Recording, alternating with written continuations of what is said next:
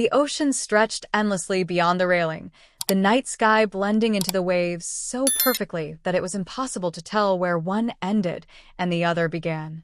The ship rocked gently beneath my feet, the hum of the engine a constant whisper in the background.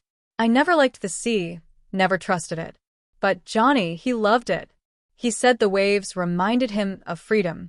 That's why we were here, on this cruise. One last shot at fixing what had fallen apart.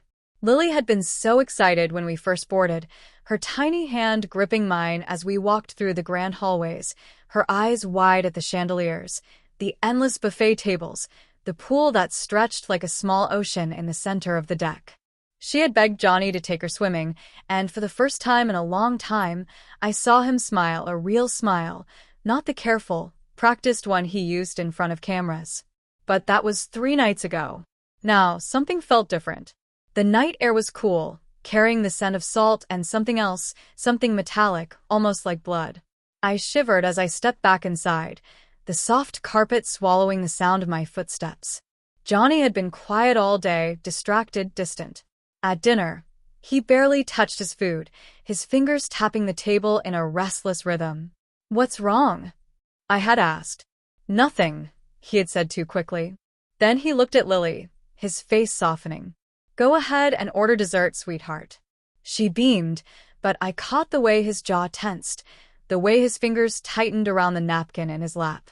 Something was on his mind. Now, as I walked down the silent hallway toward our cabin, an unease settled in my stomach. The corridors felt too empty for a ship full of passengers. The sound of my own breathing seemed too loud. When I reached our door, I hesitated before turning the handle. Inside, the lights were dim. The room smelled like Johnny's cologne, the sheets on the bed rumpled. But something was wrong. The air felt off. I moved toward the bed and pressed my hand against the mattress. Cold. "Johnny," I whispered. No answer. I turned toward Lily's bed. Empty. My heart kicked against my ribs. Maybe they went for a walk. Maybe she had trouble sleeping, and Johnny took her out to calm her down. But why wouldn't he wake me? I grabbed my phone, checking for messages. Nothing. I stepped back into the hallway, my pulse quickening. The ship wasn't that big. They had to be somewhere. I walked faster, my bare feet silent against the carpet. I told myself I was overreacting, but the fear in my chest was growing, spreading like ink in water. The first place I checked was the deck. The ocean stretched in every direction, endless and unknowable. A few passengers sat at the bar, laughing softly, the glow of their drinks reflecting in their eyes. A crew member wiped down a table, barely glancing at me as I passed. I walked along the railing, my fingers brushing the cool metal. The wind pulled at my hair, whispering secrets I didn't want to hear. Then I saw it. Lily's stuffed rabbit. It sat on the deck near the railing, its fur damp from the sea air. My breath caught in my throat. She never went anywhere without it. Never. I rushed forward, snatching it up, my hands shaking. "Johnny." My voice was too loud, cutting through the quiet. Heads turned, but no one answered. A cold fear gripped me. I turned, scanning the deck, looking for any sign of them. The bartender frowned. "You okay, ma'am?" "My husband," I said, swallowing hard. "My daughter. Have you seen them?" He shook his head. "Not tonight." The rabbit felt heavy in my hands. Too heavy. I ran. Down the stairs, through the halls, knocking on doors, stopping crew members, asking the same question over and over. No one had seen them. No one remembered them leaving the room. It was like they had never been here. By the time I reached the security office, my chest was heaving, my throat raw from calling their names. A man in a crisp uniform met my frantic gaze with a practiced calm. "My husband and daughter," I gasped. "They're gone." He frowned, glancing at a monitor. "When did you last see them?" "Before I went to sleep," I said. "They were in our room. I woke up and they were gone." He nodded, typing something into his computer. "We'll check the security footage." Seconds stretched into minutes as he rewound the tape. My fingers dug into the stuffed rabbit, my mind racing through every possibility. Maybe Johnny took her to get ice cream. Maybe they were playing some kind of game. Maybe. The screen flickered, and my breath caught. There they were, Johnny and Lily, hand in hand, walking down the hallway outside our cabin. The timestamp read 2:37 a.m. I leaned closer. Where are they going? The footage showed them moving toward the deck. Johnny wasn't wearing shoes. That wasn't like him. He always wore shoes, even inside. Lily clutched her rabbit, skipping beside him. They turned a corner, heading toward the camera at the end of the hall.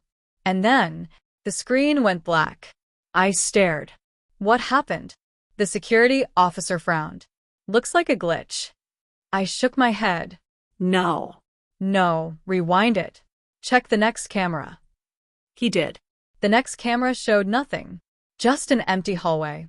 Johnny and Lily never appeared on the other side. It didn't make sense. They had walked toward the camera. They should have been there. But they weren't. I swallowed hard, my hands cold. Ma'am, the officer said slowly, are you sure they were on this ship? His words hit like a slap. I laughed, but it came out wrong.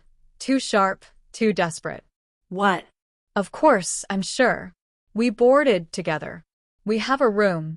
He glanced at his computer again. His frown deepened. There's no record of your husband or daughter on this ship. The room tilted. That's not possible. But he was already shaking his head. I checked the passenger list.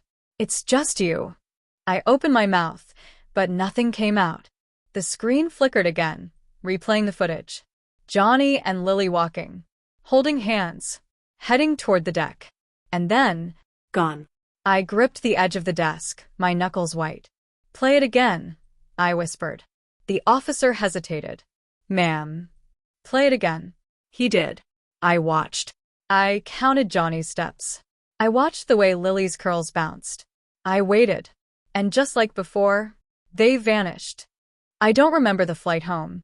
I don't remember walking through the front door of our house, standing in the doorway, expecting to hear Lily's laughter from the living room, expecting Johnny to be in the kitchen, pretending he knew how to cook. But there was nothing. Just silence. A silence so thick it felt like drowning. The investigation lasted months. Endless interviews. Officers with tired eyes asking the same questions over and over. Where was I that night? What did I see? Did Johnny seem different before he disappeared? Did he have enemies? Could he have taken Lily? I answered the same way every time. We went to sleep. I woke up alone. They walked down that hallway. And then they were gone. And every time, they gave me the same look.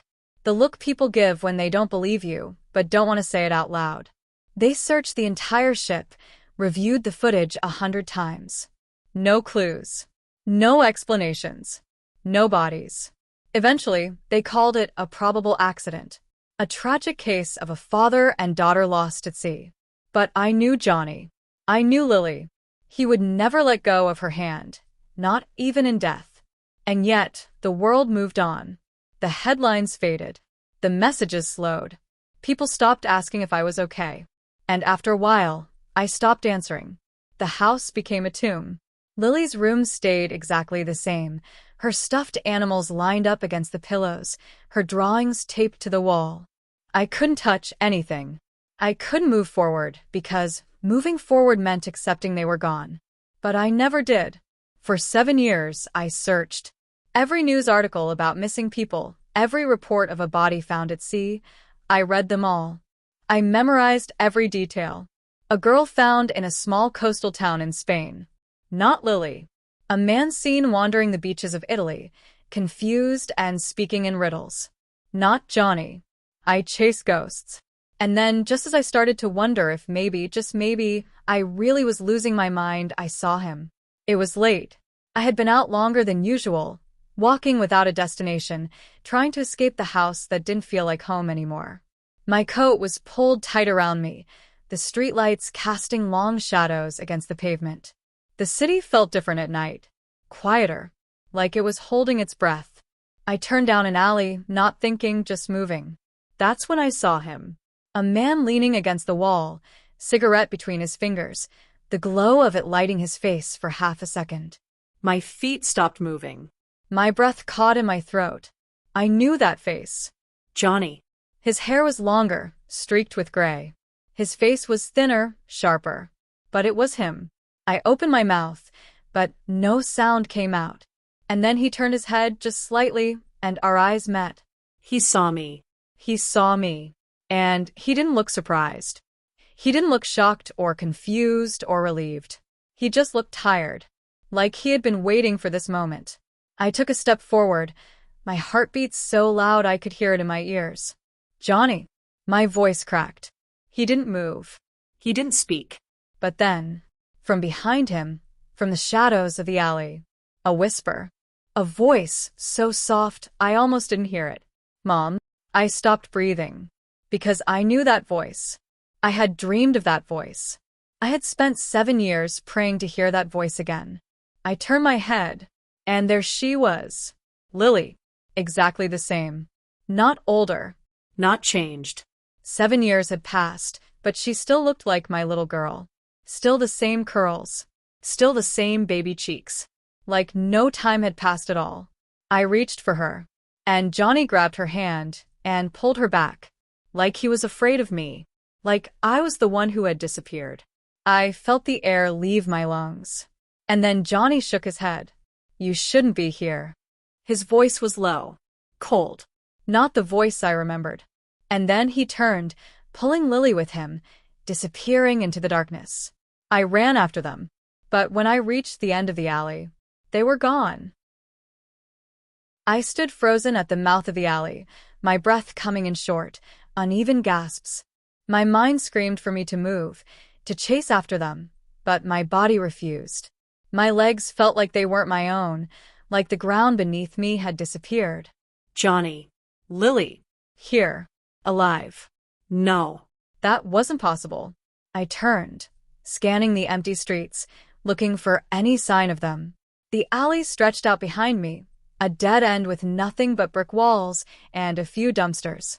There was no door, no way out, nowhere they could have gone. And yet, they were gone. My hands shook. My heart pounded so hard it hurt. My brain tried to make sense of it, but there was no explanation that fit. I had seen them. I had heard them. Lily had called me Mom. It wasn't a dream. I forced my legs to move, stumbling back down the street, my eyes darting to every shadow, every passerby, searching for their faces. They had to be here somewhere. I rushed to the nearest corner, scanning both directions, searching for anything, footsteps, a flicker of movement, a glimpse of Lily's curls, Johnny's familiar stride. But there was nothing. The street was quiet, the city moving on as if nothing had happened. I swallowed hard. I needed to think. I needed to breathe. I pulled my phone from my pocket, my fingers shaking as I dialed. The call rang once. Twice. Then a groggy voice answered. "Hello." It took me a second to find my voice. "It's me." Silence. Then a sigh. "It's almost midnight, Evelyn." I saw them. My voice was barely above a whisper. "Johnny and Lily. They're here." Another pause. Longer this time. Then Evie. I gripped the phone tighter. "Don't tell me I imagined it, Mark." Don't tell me I need to get more sleep. "I know what I saw." Mark sighed again, but this time it was different. Not frustration. Not exhaustion. Something else. Something heavier. Where? The alley behind 5th and Main. But they're gone now. I squeezed my eyes shut. They disappeared. Another long silence. Then, quietly, "Stay there. I'm coming." I ended the call and tried to steady my breathing. Mark was the only one who had believed me, at least in the beginning. He was Johnny's closest friend, the one person who hadn't looked at me like I was losing my mind when I told him they couldn't have just fallen into the ocean. But even he had stopped searching after the first few years. I turned back toward the alley, staring into the darkness, half expecting Johnny to step back into view, to tell me this was all some horrible misunderstanding. But there was nothing. Just silence. Just shadows. Minutes passed, stretching endlessly, until finally, headlights washed over the pavement, and a familiar black car pulled up to the curb. Mark stepped out, his hair slightly disheveled, his expression unreadable. He had aged in the past 7 years, lines around his eyes, a weariness that hadn't been there before. But when he looked at me, it was the same look he had given me the day we got the call that the search was over. A look that asked, "Do you really want to go through this again?" I didn't wait for him to speak. I saw them. They were right there. I pointed to the alley. Johnny was standing by the wall, smoking. And Lily, she was behind him. She looked the same, Mark. The same. Mark didn't respond right away. Instead, he turned toward the alley, stepping forward, his shoes crunching against the pavement. He peered into the darkness, then slowly walked the length of it, checking behind dumpsters, running a hand along the brick wall like he was searching for something. When he finally turned back to me, his face was unreadable. "There's no way out of here, Evie." I swallowed hard. "I know." He studied me for a long moment. "Are you sure it was them?" My throat tightened. "I wouldn't lie about this." "I didn't say you would." His voice was calm, but there was something behind it, something careful. "You've been looking for them for 7 years. You've seen a lot of things that turned out to be nothing." This wasn't nothing. My voice broke. Mark sighed, rubbing a hand over his face. All right. "Let's think this through. If Johnny and Lily were here, then where did they go?" I shook my head. "I don't know. They were just gone." Mark glanced down the street, scanning the sidewalks, the parked cars. "If Johnny's alive, why wouldn't he come back? Why wouldn't he let you find him?" I didn't have an answer. I thought about the way Johnny had looked at me. Not shocked. Not relieved. Just tired. Like he had been waiting for this moment. Like he already knew it was coming. My stomach twisted. Mark was still talking, but his voice faded into the background as something else filled my mind. The way Johnny had grabbed Lily's hand. Like he was afraid. Not of me. Of something else. I took a shaky breath. "We need to find them." Mark exhaled slowly. "Evie." I turned to him. "Please." He held my gaze for a long moment. Then he nodded. We spent the next 2 hours searching, walking up and down the streets, checking every alley, every shop window. We asked people if they had seen a man and a little girl, one too young to be out this late. But no one had seen them. It was like they had never been there at all. By the time the sky started turning gray with the first hints of morning, Mark was leaning against his car, arms crossed. He looked exhausted. I felt exhausted. But there was something else now, something heavier pressing against my chest. A feeling I couldn't shake. Johnny and Lily were here. I wasn't crazy. And if they were here, then they had never been lost. So where had they been? And why hadn't they come home? The sun had barely risen when I collapsed onto my couch, my head in my hands. My body ached from hours of walking, my mind racing in endless circles. The world outside was waking up, cars honking in the distance, birds chirping from the trees lining the street. But I felt like I was still trapped in the alley, frozen in that moment when Johnny pulled Lily away. 7 years. 7 years since that cruise. 7 years since I last saw my daughter. But when I saw her last night, she looked exactly the same. Not older, not different. The exact same Lily I had kissed goodnight on that ship. I felt sick. A soft knock at the door made me flinch. My heart jumped into my throat, and for one wild second I hoped, it was Johnny. That he had come back, that he was going to explain everything. But when I pulled the door open, Mark stood there, holding 2 coffee cups. He gave me a look. "You didn't sleep." I stepped aside to let him in, shaking my head. "Could you?" He didn't answer. He just set one of the coffees on the table and sat down across from me. "You've been thinking about it." I nodded, gripping the warm cup, but not drinking. "She hasn't aged, Mark." His jaw tightened. "You don't know that." "Yes, I do. I know my daughter. She looked exactly the same." Mark leaned forward, elbows on his knees. "Evie, that's not possible." "I know," I whispered. "But it happened." Mark rubbed a hand over his face. "There has to be an explanation. Maybe you saw her wrong. Maybe. I didn't." My voice was sharp.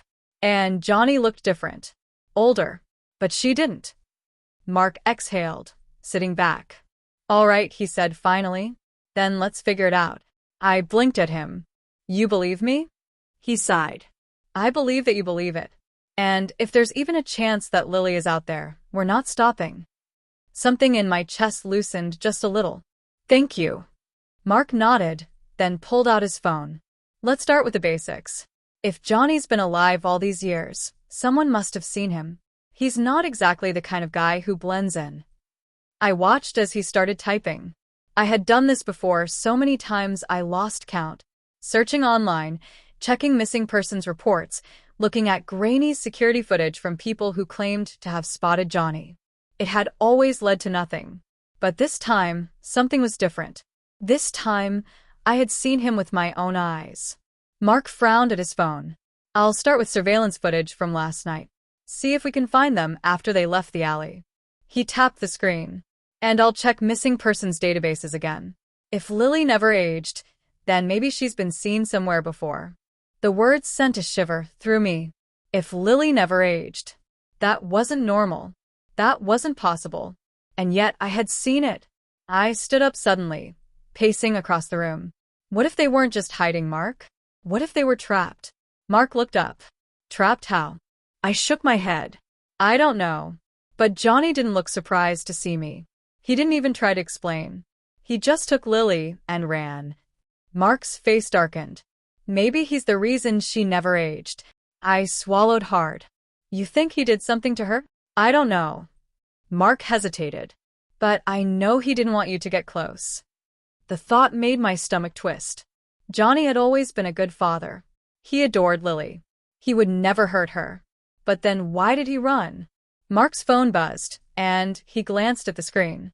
His expression shifted, his brows knitting together. What? I asked quickly. He turned the phone toward me. There was a traffic camera near the alley. It caught them leaving. I stared at the image. It was grainy, but I could see them. Johnny, holding Lily's hand, walking down the street. She was looking straight ahead. Her face was clear. And it was the same face from 7 years ago. I sank into the chair, my hands gripping the edge of the table. It's real. Mark nodded slowly. Yeah. It's real. We sat in silence for a long time. Then Mark spoke again, his voice careful. Evie, if Lily hasn't aged, then we need to ask ourselves something. I looked at him. His eyes were steady. What happened on that ship? I shivered. Because I didn't know. And I could still see them. The way Johnny held Lily's hand. The way she looked straight ahead, eyes empty, like she wasn't really there. Like she wasn't real. Mark's car rumbled beneath us as he drove, the city passing by in a blur. My hands were clenched together in my lap, fingers cold despite the heat blasting through the vents. We need to go back, I said. Mark didn't take his eyes off the road. Back where? The ship. The same cruise line. The same route. If Johnny and Lily were there that night, if something happened on that ship, we need to retrace everything. Mark didn't answer right away. He just kept driving, his jaw tight. You really think the answer is in the ocean? I turned my head toward the window. I don't know where else to look. We pulled into Mark's driveway, the tires crunching against gravel. He put the car in park inside. All right. Let's find out if that cruise still runs. Inside, Mark's house was cluttered, papers stacked on the kitchen counter, an empty coffee mug sitting next to his laptop. I stood behind him as he typed, the glow of the screen lighting up his face. Still in business, he muttered. Looks like they run the same route every few weeks. He scrolled down. Next departure is in 2 days. My breath caught. 2 days. Mark turned to me. Are you sure about this? I nodded. If we don't do this now, we may never get another chance. He studied my face, then exhaled. All right. Let's book it. 2 days later, I found myself standing on the dock, staring up at the ship. The same ship. Nothing had changed. Not the white paint glistening in the sunlight, not the crowds of passengers boarding, laughing, taking pictures. It was like stepping into a memory. Mark stood beside me, watching me carefully. You okay? I forced myself to nod. We walked up the ramp, handing over our tickets, stepping onto the deck. My stomach churned. The smell of salt, the faint music playing through the speakers. It was all too familiar. Mark nudged me. Let's start at the hallway. My feet moved before I could think. Past the pool deck, past the restaurants, down the long corridor leading to the rooms. My hands trembled as I reached out, touching the door of the cabin Johnny and I had shared that night. Mark stood beside me, quiet. I closed my eyes. I could almost hear Lily's laughter, the sound of Johnny's voice. I had kissed Lily goodnight. She had walked down this hallway. She had never come back. I opened my eyes. We need to find the security room. Mark nodded. Let's go. We walked quickly, pretending to be just another pair of tourists. But my heart was pounding. The security office was small, tucked away near the lower deck. We hovered outside, watching crew members come and go. Mark leaned in. We're not getting in without a distraction. I swallowed. Then we make one. 15 minutes later, a woman near the buffet screamed as her purse was stolen. A crowd gathered, voices rising in confusion. The security guards rushed past us, heading toward the commotion. Mark grabbed my wrist. Now. We slipped inside. The room was lined with monitors, live feeds of different parts of the ship. Mark sat at the desk, fingers flying across the keyboard. If the system hasn't changed, the old footage should still be stored somewhere. I stood behind him, my pulse racing. Minutes passed. Then Mark froze. I found it. My breath caught. Play it. The screen flickered. 7 years ago. The night they disappeared. The hallway outside our room. I saw myself walking inside, closing the door. Then, Lily. She stepped into the hallway, just as I remembered. But then something else happened. A shadow moved behind her. Not Johnny. Someone else. A man. Tall. Face hidden in the dim light. Lily turned, looking up at him. She didn't scream. She didn't run. She just stood there. Then he reached out. And they both disappeared. The screen went black. I staggered backward, my body ice cold. Mark stared at the screen, his face pale. Who was that? I whispered. Mark shook his head. I don't know. But I did. Somehow, deep in my bones, I knew. That man had taken my daughter. And now he had brought her back. The room felt like it was shrinking around me. The air was thick, pressing against my chest, making it hard to breathe. My eyes stayed locked on the dark screen, my mind refusing to process what I had just seen. Lily hadn't wandered off that night. She hadn't fallen into the ocean. She had been taken by a man in the shadows.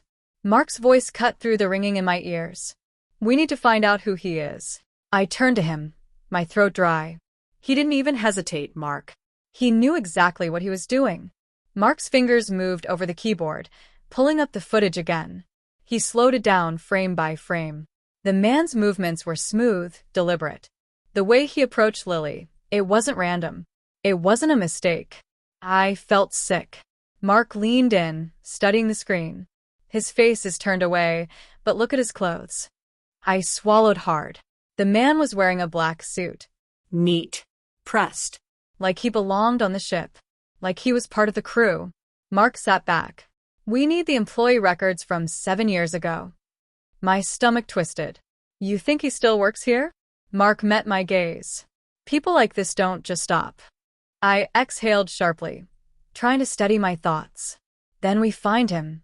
We left the security office quietly, slipping back into the crowded halls like we belonged there. My hands were shaking, my mind racing through every possibility. Mark pulled out his phone. I have a contact who can get us the records. Give me a second. I nodded, my eyes scanning the room. The ship felt different now. Every uniformed crew member made my skin crawl. Any one of them could be him. Mark hung up. We'll have the files in an hour. An hour? Too long. I needed answers now. I turned to Mark. I'm going to ask around. Mark frowned. Evie. I need to do something. I walked away before he could argue. I made my way to the main dining area, where guests were laughing over breakfast. My eyes locked on an older bartender behind the counter, wiping a glass. He looked like he had been working here for years. I walked up and forced my voice to stay steady. Excuse me. The bartender looked up with a polite smile. What can I get for you? I hesitated. Actually, I was wondering if you've worked here long. He nodded. 12 years. My heart pounded. Then maybe you can help me. I was on this ship 7 years ago. There was a man always wore a black suit. He worked here, I think. Do you remember anyone like that? The bartender's smile faded. He set the glass down carefully. Why do you ask? I hesitated. He might have been involved in something. I just need to know his name. The bartender glanced around, lowering his voice. There are a lot of people who wear suits here, ma'am. I shook my head. This man, he took my daughter. His eyes widened slightly, but his face remained calm. I don't know anything about that. But he was lying. I could see it in the way he gripped the rag too tightly. He knew something. Before I could push further, a hand landed on my shoulder. I jumped. Mark. His face was tense. We need to go. I barely had time to turn back to the bartender before Mark was pulling me away. What are you doing? I hissed as we moved through the crowd. Mark didn't answer. He didn't stop until we were in a quiet hallway away from the guests. Then he turned to me, eyes sharp. We found him. My breath caught. Who? Mark handed me his phone. The records came through. I looked down at the screen. A name. A photo. My heart nearly stopped. It was him, the man in the suit. But the photo wasn't old. It wasn't from 7 years ago. It was from this year. He still worked on the ship. He was here. Right now. The walls of the ship felt like they were closing in. My breath was coming too fast, my hands shaking as I stared at the screen. The man in the suit wasn't just a ghost from the past. He was here, walking these halls, breathing this same air. Mark's voice was tense. His name is Richard Hale. He's been working for this cruise line for over a decade. The name meant nothing to me, but his face did. The image on the screen was clearer than the grainy footage from 7 years ago, but it was him. The same sharp jawline, the same cold eyes, the same man who took my daughter. Mark lowered his voice. We have 2 options. We report him, or we find him ourselves. I knew what he was really asking. Did I want justice? Or did I want answers? I clenched my fists. We find him. Mark nodded. Then we have to be smart. We can't just walk up to him and start asking questions. I swallowed hard. Then how do we do it? Mark tapped the screen. He works nights. Security detail on the lower decks. That's where we start. The lower decks were different from the rest of the ship. The lighting was dim, the air thick with the smell of salt and metal. I followed Mark, my heartbeat pulsing in my ears. Every step felt heavier than the last. Then, ahead of us, a figure turned the corner. I stopped breathing. It was him, Richard Hale. His posture was relaxed, hands in his pockets, but his eyes flickered toward us with something unreadable. He knew we were there. He wasn't surprised. He was waiting. Mark tensed beside me, but I took a step forward before he could stop me. My voice was tight. Where is my daughter? Richard tilted his head slightly, as if considering my words. Then he smiled. It didn't reach his eyes. You shouldn't be here. A rush of anger surged through me. Where is she? Richard sighed, glancing around. This isn't the place to talk. Mark stepped forward. Then tell us where. Richard studied us for a moment before nodding slightly. The storage deck. 20 minutes. Then he walked past us, disappearing down the hall. I exhaled shakily. Mark grabbed my arm, pulling me back toward the stairwell. This is a trap, he hissed. I don't care, I shot back. If there's even a chance he knows where Lily is. Mark clenched his jaw, then sighed. Fine. But we go in prepared. We found the storage deck easily, an empty, metal-lined corridor with heavy doors leading to cargo rooms. The air was colder down here, the sound of the ship's engines rumbling beneath our feet. Richard was already waiting. He leaned casually against the wall, watching us approach. You came, he said, almost amused. I swallowed hard. Tell me where she is. Richard studied me, then exhaled. I have a question first. My hands curled into fists, but I forced myself to stay still. He tilted his head. If you found her, would you really want her back? Something about the way he said it sent ice through my veins. I took a step forward. What did you do to her? Richard shook his head. It was never about me. I was just doing my job. Mark's voice was sharp. Who do you work for? Richard smiled faintly. You wouldn't believe me if I told you. I clenched my fists. Try me. He studied me for a long moment, then finally spoke. Lily was chosen. My breath caught. Richard continued, his voice eerily calm. 7 years ago, she was taken because she was meant to be. The ship, the ocean, it was just the doorway. I shook my head. That doesn't make sense. Richard sighed. I know. My body felt frozen, but my mind was racing. None of this made sense. None of this was possible. And yet, Lily hadn't aged. She had looked at me like she didn't know me. I forced myself to speak. Where is she now? Richard glanced at his watch. Close. I stiffened. What does that mean? Richard's eyes met mine. You want her back? My heart pounded. Yes. His lips curled slightly. Then make a trade. The room tilted around me. My pulse roared in my ears. What? Richard took a step closer. Lily was never meant to leave. But things changed. Now there's an opportunity. A way to bring her back. I could barely breathe. How? His voice was calm. Someone else takes her place. The words slammed into me like a punch to the gut. My knees felt weak. Mark stepped in front of me. That's not happening. Richard didn't flinch. Then you'll never see her again. I felt like I was falling, the walls closing in, the sound of the ship's engines roaring beneath my feet. A choice. Lily or someone else. My breath shuddered out of me. Who? Richard's expression didn't change. You. The air felt too thin. The walls of the storage deck stretched around me, the dull hum of the ship vibrating beneath my feet.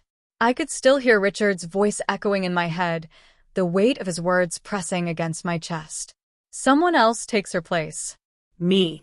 I stared at him, my pulse pounding in my ears. What do you mean? Richard sighed like he was explaining something simple. It's not a trick. It's not a game.